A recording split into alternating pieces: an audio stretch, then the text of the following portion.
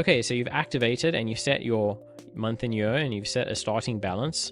As you can see, I'm pretty broke here with just $1, but that's okay. Things will get better.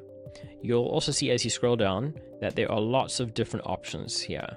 These are all of your budget categories. On the top left, of course, you have your budget summary.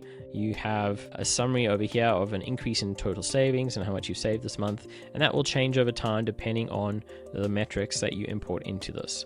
Now, I should mention that there are a lot of features here, and so we'll take this step by step.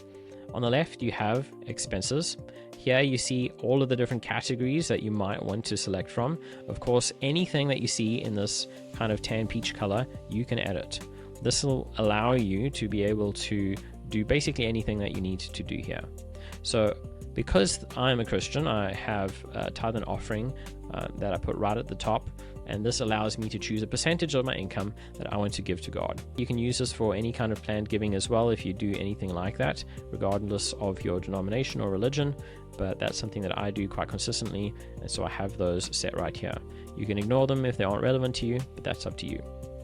After that, you can go ahead and set all of your categories, and then you can begin putting in what you want. So let's suppose that I expect that my paycheck is going to be $2,000 a month. That will immediately update the spreadsheet, and now it will begin calculating things throughout. So the first thing it'll do is it'll plan some giving metrics over here.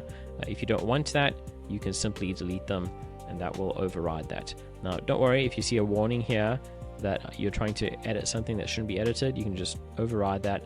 You can hit delete, and that will subtract that from calculations. But by default, the tithe section will be 10%, and the offering will be set to whatever percentage that you set right here.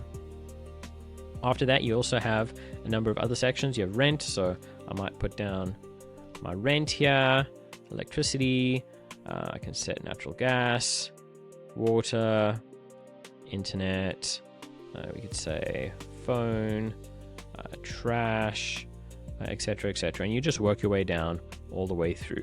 You can choose at the bottom here what your tax percentage is for your income tax.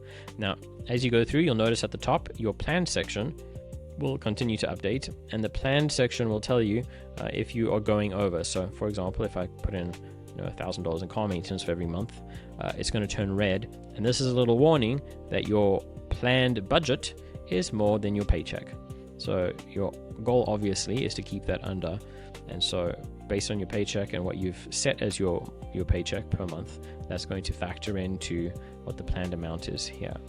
So you'll go through and you'll fill this all out, and once you've done that, you'll be able to begin categorizing things. So that's really the first step. The second step, of course, after setting income and expenses, is to start filling out any credit cards that you have. So what you might want to do here is to go through and you can put in up to 10 different cards here. So I would put in, let's say Citi, Chase, and let's say Bank of America. So now I have my 3 credit cards. That's also listed up here in my income section. Why do you get income from a credit card? Well, sometimes you get a reimbursement from something, and so that's important to have listed here. There's also a to be reimbursed line, a savings line, and this is for any savings that is tracked throughout the year. You can put in what you plan to save there, or you can just track how it's going as well. So that is basically the first section. There's one final thing to mention here, and that is parsonage record. If you are a part of a clergy member, or if you're part of the military, either way, you will have some benefits here that you may want to track. So this is where you would put in different categories of spending that could end up being deducted later from taxation. It's just important to track these things so you can figure out what they are by the end of the year. That will factor in much later once you get to the other tabs at the bottom here. With that said, I'll catch you in the next video.